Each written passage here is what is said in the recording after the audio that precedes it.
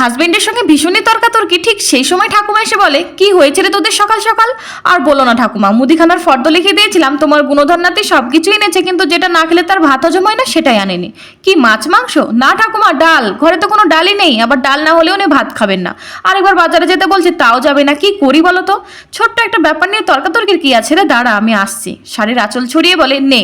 এ কি ঠাকুমা, কাঁঠালের বীজ আমি কি করব? এটা দিয়ে ডাল রান্না কর। কিন্তু ঠাকুমা, দাঁড়া, ভয় পাস না, আমি রেসিপি বলে দিচ্ছি। না ঠাকুমা, কাঁঠালের বীজের খোসা ছাড়ালে আমার নখ খুব ব্যথা করে। ফোন টেপার সময় তো তোর নখ ব্যথা করে না নাতবউ? ধুর ঠাকুমা, শোন তবে, বীজটিকে মাঝামাঝি কেটে সাদা খোসাটা ছাড়িয়ে 10 মিনিট জলে ভিজিয়ে রাখ। তারপর কুমড়ো কোড়া দিয়ে। কি কুমড়ো কোড়া এখন কোথায় পাবো?